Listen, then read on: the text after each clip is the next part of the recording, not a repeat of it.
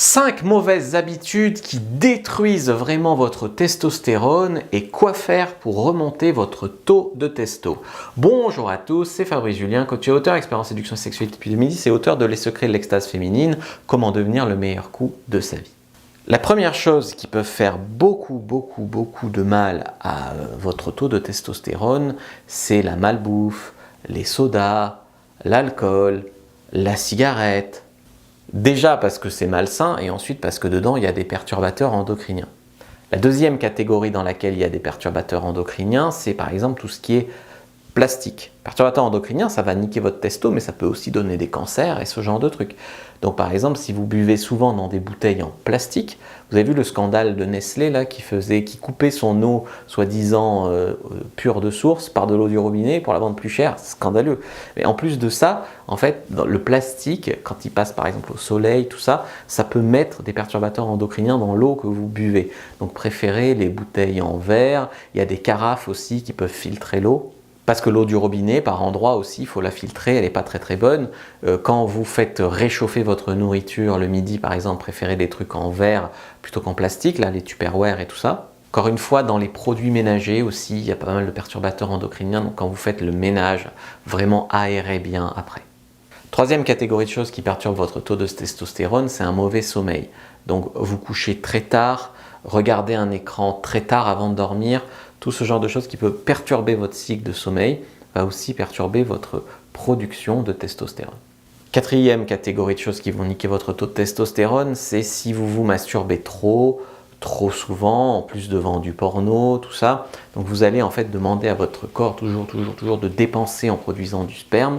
Et donc du coup, ce qui va se passer, c'est qu'en se branlant trop souvent, vous sentez des fois que vous vous videz de votre masculinité, mais en fait c'est ça, hein, ça joue sur votre taux de testo. Donc ce qu'il faut faire ici, la solution, c'est pas de ne plus se masturber, c'est pas de ne plus faire l'amour, de ne plus éjaculer, c'est d'arriver à une maîtrise éjaculatoire, arriver peut-être même à maîtriser des orgasmes sans éjaculation. Je vous ai fait 2 vidéos précédemment sur le sexe Tao, le Tao sexuel, allez les voir, on parle bien de ça, on parle bien d'arriver à avoir des orgasmes, à se faire du bien sans éjaculer. Cinquième catégorie, c'est tout ce qui va être dans le stress, que je vais mettre dans le stress, pas seulement votre stress au boulot, mais également le stress visuel.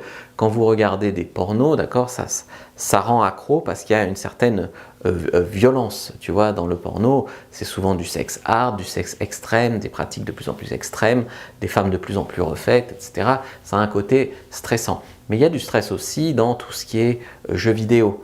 Dans le jeu vidéo, beaucoup de jeux vidéo très violents. Je ne te parle pas des trucs tout mignons, là. Je te parle vraiment des jeux vidéo avec des armes, des trucs comme ça.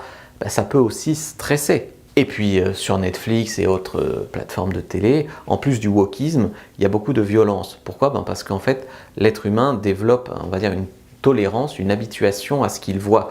Et donc quand les premières séries où il y avait un meurtre dans un film, ça faisait vivre des émotions aux spectateurs, ils ressentaient des trucs, ils regardaient. Aujourd'hui, tu vas avoir du sang, des bras coupés, des trucs. Il faut aller de plus en plus loin pour que le spectateur ressente le même degré d'émotion, si tu veux, parce qu'il s'est habitué à force de voir des trucs violents à la télé. Et donc, ce qui fait qu'aujourd'hui, moi personnellement, je trouve ça très dérangeant, des séries de plus en plus gore, quoi, de plus en plus... ça met mal à l'aise. Ça aussi, ça joue sur votre taux de stress et votre taux de testostérone. Alors, qu'est-ce que vous pouvez faire, à part éviter tout ce que j'ai cité? Vous pouvez faire du sport, avoir une activité sportive, musculation, natation, course à pied, peu importe, parlons déjà pas dans les détails, parlons déjà de faire du sport, d'avoir une activité physique, ça va vous faire beaucoup de bien. Ensuite, prendre le soleil, si vous arrivez à prendre le soleil, ou en tout cas avoir de la vitamine D, il y en a en pharmacie, mais le mieux c'est bien sûr de prendre le soleil. Et puis, trouver un ou une partenaire qui soit dans une bonne énergie, qui vous fasse vivre des choses sexuellement bien. Et du coup, parce que tu vois, si tu couches avec des personnes malsaines, par exemple, eh bien, ton énergie sexuelle, elle circule, elle se mélange à des gens malsains. Et du coup, quelque part, on est plus dans la spiritualité du sexe là, mais quelque part, ça te fait du mal aussi. Voilà, donc en plus de sauver votre taux de testostérone, j'ai également probablement donné des conseils qui vous éviteront un cancer. Likez, commentez, partagez, abonnez-vous aussi. Prenez votre fiche, je reviens dans la description de la vidéo, lien en commentaire épinglé pour aller plus loin avec moi et ne rater aucune vidéo.